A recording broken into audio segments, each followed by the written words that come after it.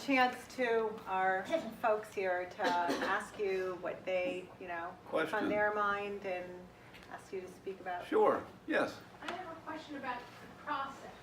When you are doing not just a silhouette of a person, but when you're doing something like for your book, is everything cut out from one piece of paper, or do you ever go back and say, gee, I need to add an extra bush here, so you cut out something else and apply it? Or do you recut it all? Well, for the most part, excuse me, I try to do one piece of paper. So now there are certain scenes that require several on one sheet of paper, several different silhouettes on one sheet of paper. It's really up to the book designer. I'm kind of beholden to the designer, which is good for me too, because I've always been such a maverick. It's good for me to have to answer to someone a little bit. That's a whole nother story. But, so, yeah, this is one piece of paper, you see. All that, even the little string holding the kite, this is one piece of paper. Oh my goodness. Well, let me get another one of Sure. those and I can hold it on the other side. And so, as much as you can, you want to keep it one piece. I feel like, This is the piece we was talking about. I feel like it adds a certain value to the piece for it just to be one piece of paper. Now, there are certain illustrations that require more than one piece, like, so the book designer would take an outline that I had done, you see here, and they would take a rabbit from a previous book and they would put it there for effect and for artistic beauty, and that works, particularly in this medium with books. But even this page, all of this, the entire page is one piece of paper. And who does the background? So these are done by my book designer. My publisher is out in California. Their names is Familius, meaning it's a play on family, us, Familius, and they're a wonderful company. These are printed in 4 different languages. These are printed in Spanish, Chinese, Korean, and English. And I also try to, like a lot of times in my books, I put little hidden images in. So this one in particular, when the boy, who's now an old man, he leaves the stick for the little girl in the park, remember? Well, if you turn back to the very first page when he's a little boy, there's an old woman with a stick. Oh, that's neat. And you see the stick's golden.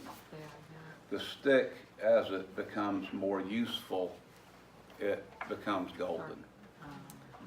So, certain things like that I try to put in all my books. Mama, Let's Make a Moon is, this one has a lot of imagery in it. This one, in a lot of ways, is my favorite because, well, this one is single-handedly responsible for giving me my hand brace. I thought that was for the guitar. It's for everything now. But this is the most detailed book I've ever done. If you, Oh my goodness. this was my second book, and I was just really going for it with the detail. And it just about killed me, but the illustrations are beautiful. And I also put a lot of symbolism and hidden things in this book.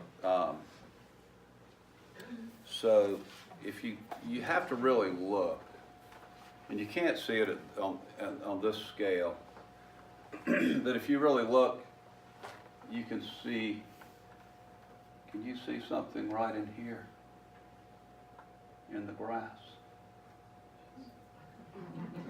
Don't fall, you're not talking that. No, that's a wheelbarrow, but there's something hiding in there. No, we could pass it around, if someone finds it, we can give them a book. There are people who are really good at this, and others can't find it at all. If I hadn't have done it, I probably would be the one who couldn't find it. But if you look, you guys pass around the book, and look in that grass and see if you find something hidden in there. Drive me crazy. Okay, this is a book about it's Appalachia. I'll Right. pass it on this side. So it's, you see this right here? Yeah, I do. What is that? It's going right here. I see the shape of it. What is it? It's, Oh, is it a guitar? you're very warm, it's a fiddle. Fiddle. All right, but do you see, okay. but there's also Wow. something else. Maybe you should get a couple There's a more. hat. There's a guy playing the fiddle, there's his bow. Oh my gosh. See? The bow now. I see the See bow. the bow? I see the bow. Yeah, You yeah. see his Bow. nose? Yeah, I do. I see it now. I see it now. There's a guy standing in the grass playing the fiddle, but you can hardly see him. Oh man. But it's, so I put a lot of things in there like that. That's cool. And so here's, The exhibit that was at the Vidier House years ago, He takes up the whole were space. any of your works mixed in with your grandfather's there? The one that the exhibit they did at the Vidier House a number of That years was all ago, my it was grandfather. all- Because he had things hidden too. Yeah, Like he would. had a tree and there was an elephant, I think, in it, and, Now this one, oh my goodness. that one, that one's probably a little easier to see. There's a hidden one in that one too. Great question though, by the way, pass that. Barb, beautiful. Yeah, it's like the, Okay, Clay, Barb was asking. direction, if that makes sense. Instead of seeing it. I use a combination of scissors and lately I've used knives.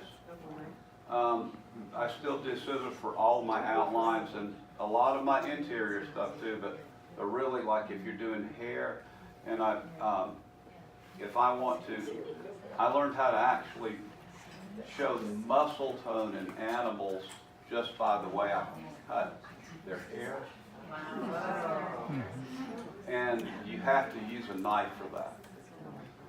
But that was one of the most challenging things I've ever done is how to actually show a rippling muscle just with hair. That's hard. But there's one on the back that you can see. Is that one? Is that one sheet, Clay? Well, one sheet of paper, yeah. So like, if you look, you see the fox, you see the back of his head, you see the tone in there? Yeah. It's all from where you cut, what to cut in and what to leave out. But that's one of the hardest things to do is to be able to, right through here. That's, You were using contact paper for that, but for these. yeah, these are not done with contact paper. No, these are not done with contact. These are done with big sheets of what they call silhouette paper. Clay, So, yeah. could you explain a little of your process for something like this, where you do have to plan, obviously? Would you explain something? Yeah, so with this, you have to base your images around your words, or it's just not going to make any sense, right? So you take what we do first is the book designer and I get together. He sends me back, he takes my words, they edit the words, they send me back a storyboard, which is basically 32 pages of blank sheets of paper with the words on them. And then I know what to put on each page. And I have to make all of that make sense. And then so I go into my studio, I cut it all out. If I have to make drawings, I'll make drawings. Sometimes on a big piece, you have to make drawings to know where to put things, because you'll get lost. And so then you can freehand a lot of it as well. It's just that you just have to have a general idea of where you're going with a big piece like this.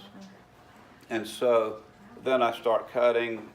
It's faster to use scissors on the outlines of the animals, and then when you do the interior, but I always start with the interior. With the most detailed things, you start with the interior. Unless you're doing profiles, then I just do the cutout and then I do the interior after that. But with the big pieces, you always do the interior first. You know. How long can you work a day without your hand cramping up?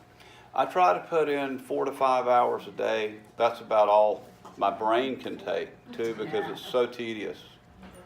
So I'll usually work from 8 to 12 or 1.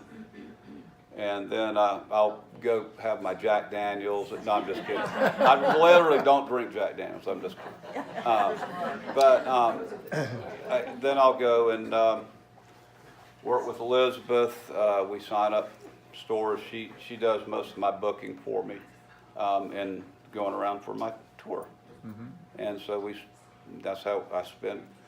So it's a full day. I spend half the day illustrating, and the other half, this time of year, signing up stores. And then I'll finish my tour, try to finish most of it by mid-April, and then I'm going fishing.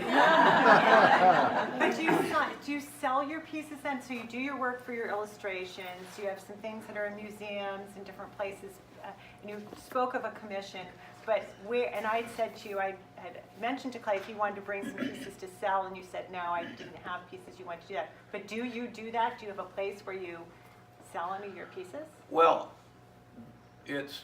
my schedule is so rigid. It's just very rigid.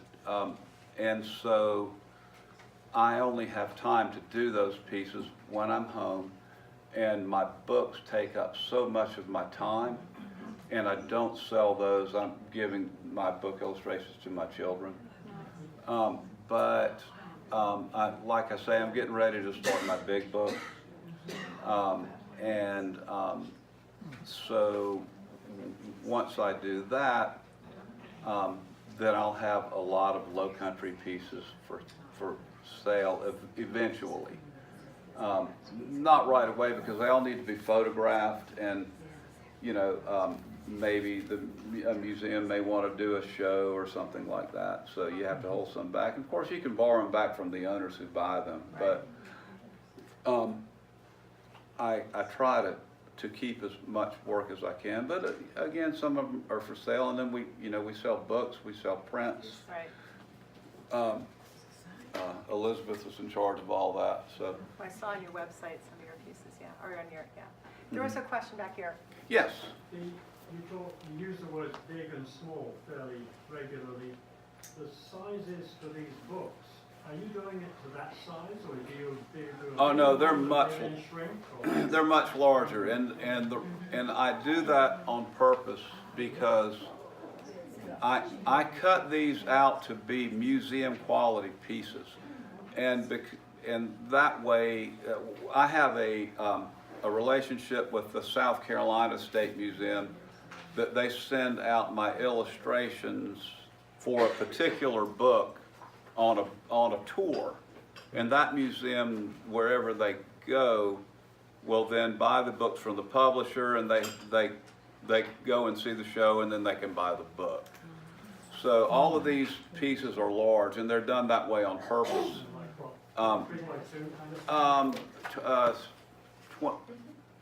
20 by 30, thereabouts. And then I think this last one I went a little smaller. I think they were maybe 14 by 20, something like that, but still nice sized pieces, framed out. They're, you know, large pieces. Yes. I have a question about inspiration. I read your book about the shadow that's. The Lonely Shadow. Right. And when I was just starting to read it, it reminded me of Peter Pan and how Peter Pan had at the beginning of the book lost his shadow and Wendy was trying to sew it on. And this shadow in your book is trying to find. What inspired you? Did that thought ever enter your mind, or what inspired you with that book and some others? That thought honestly never entered my mind. How the Lonely Shadow came about was when I first. That's my first book, and I was trying to think of the best way to write a children's book based on silhouettes. That was the main thing, and then so.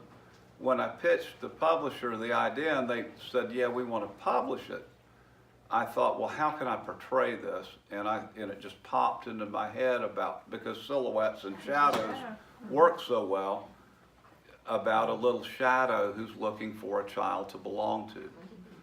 And so I pitched them that and they loved it and they said, let's do this book. And so that's how that happened. That book, it's funny because I was going fishing down in Costa Rica. And I picked up a pen and paper, and by the time we had landed, I'd written the entire story, and then when I got back, I sent it to them, and they only changed 7 words in the whole thing. So that one worked. That's because of songwriting, because when you write songs, you edit as you go. You have to tell a story in 3 minutes. And so it's perfect for writing children's books, because you're so used to condensing your story. And the stick just came from your own experience watching the girls or watching kids using all the different sophisticated materials? From the stick? Yeah. Yeah. Yes, it did, and from that basic, you know, I grew up and had a very modest upbringing. We didn't have a lot, and my mom was a single school teacher raising 2 boys. I mean, you could imagine how hard that was, especially back in the 1960s and 70s.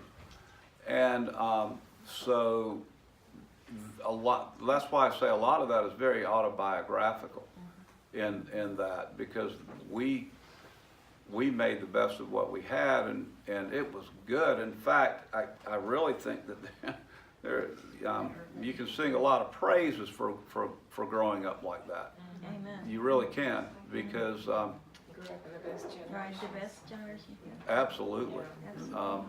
It makes you work and strive for more. And I worry about my children because they have so much more.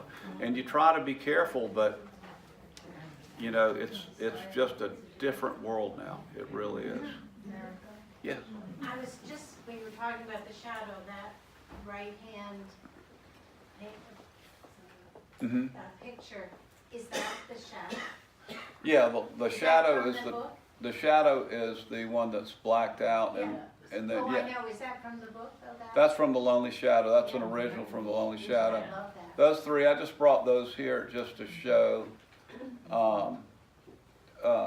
that so you can see a couple of the original silhouettes. And that one in the middle is where the little shadow sings a song. He sings, "I have no you, you have no me, you and me, we have no we. But if I find you and you find me, happy we will always be." And so the little shadow searches and searches, and finally he meets his perfect match. And so Aunts and Uncles is my 4th book over there. That one is about an uncle who was the worst dancer ever in the world. That one's autobiographical too. And And one day he steps in an ant bed and he gets ants in his pants. So he starts dancing, and he dances right out of the neighborhood and all over the world, and becomes the world's most famous dancer. Only because he had ants in his pants.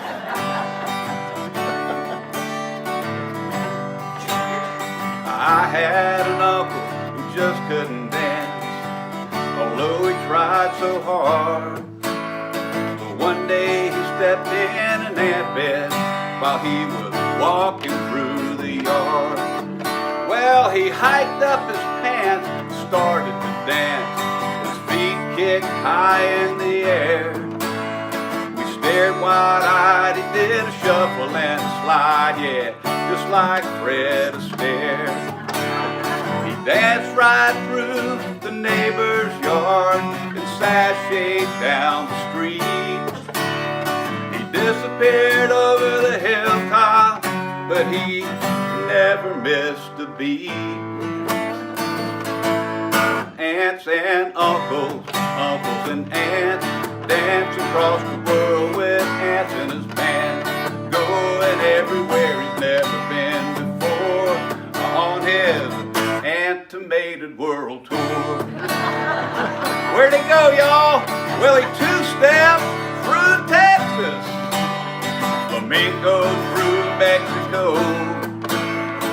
can through Costa Rica. Man, he really put on a show. He belly danced through Baghdad. He cut a rug up from Calcutta. Then he tangoed back through Rio. Man, he's really something to see. Oh, aunts and uncles, uncles and aunts, dance across the world with ants in his pants, going everywhere he's never been before on his Ant-tomated world tour. He's so sophisticated, so frustrated, but he's underrated and he's highly anticipated. Now he's the world's most famous dancer. He's in all the magazines. I have to read it in the newspaper just to tell you where he's been. Well, that was last spring when he learned to dance, and now it's way past summer. So if you see my uncle, please tell him that he's 6 months late for supper. Aunts and uncles, uncles and aunts, dance across the world with ants in his pants, going everywhere he's never been before on his highly underrated, slightly agitated, anticipated world tour.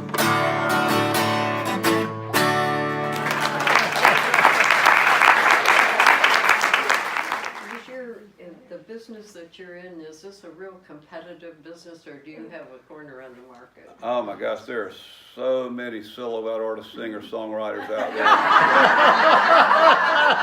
Can't even breathe. It's so hard. No, I'm pretty much the only one. Crazy enough to do this. I mean, there's really no manual. No competition. No manual. Have you ever won any awards or things like that during your career? Yeah, several awards. For my first book, Lonely Shadow, was I won the Moonbeam Children's Book Award for Best First Book, and then that same book went on to award the IPPY Award for Children's Book of the Year, and then The Stick won the Benjamin Franklin Award for Children's Literature. Wow. Did someone else have a question? Yeah. CDs? Yeah, right up here. Yeah, we have CDs. $12. You did the silhouette on contact paper, but you said you do the illustrations on, On a, Silhouette. they call it silhouette paper. and is that It's well, much thinner, and it's white on one, this is important, this is very important, it's white on one side and black on the other. Because you cut from the white side, so, because you're able to see it better, because when your scissors are on the black side, you can't see it as well. So you cut from the white side and then you turn it over. You see? Just like when I cut out that profile of you I was cutting, you saw that it was gray Yeah, there. It wasn't from the black side. Right. Right. Then you have to Right. do it the opposite. You kind of have to, yeah, you have to do it backwards, right? You have to do it backwards. Yes. Anybody else? Yes. Yeah. How many hidden images do you put in a book? Is there just one? It's just whatever I feel like putting in. I'd say, you know, this would kind of look cool here and this would look cool there. It really, I forget how many I are was in gonna say, there. do you remember where you hit them? I don't remember a lot of them. I know that like with the stick, there are a lot of really inspiring words written in the trees, but I forgot what they were. Yeah, but you can see them in there. It says, I think it says imagination, or you can be anything you want to be, or something like that. In the trees, in the leaves and stuff. So every book has multiple hidden images? Yeah. I'm not sure if The Lonely Shadow does, because that was my first one. I started doing that with Mama Let's Make a Moon, my second book, and which is Mama Let's Make a Moon is one of my favorites. It's the most detailed and very heartfelt for moms, for mommies. Because of my wife and our children, it was a kind of a Mother's Day gift to her, and the moms love Mama Let's Make a Moon. They just love it. They tell me all the time that's their favorite book they like to read to their children. That makes me feel really, really nice. If you're doing that much on one sheet, how many times do you screw up? You're like, oh, I gotta do the whole thing over. Yeah. Or do you get it perfect the first time? I screwed up. I remember it was like 1979. Oh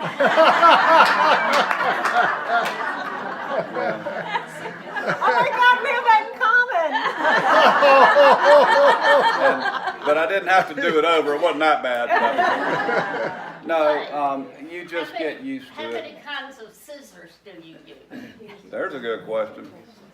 Well, I go through probably a dozen pair a year. I do 200 events a year, and I go through about 6 pair per season. And different sizes or? Just all the same. Oh, and the scissors, They look like toenail scissors.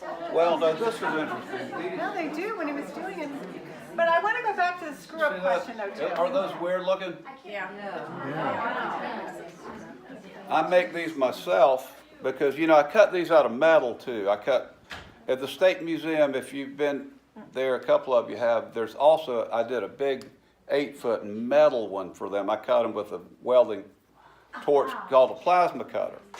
So silhouettes lend themselves to a lot of different mediums.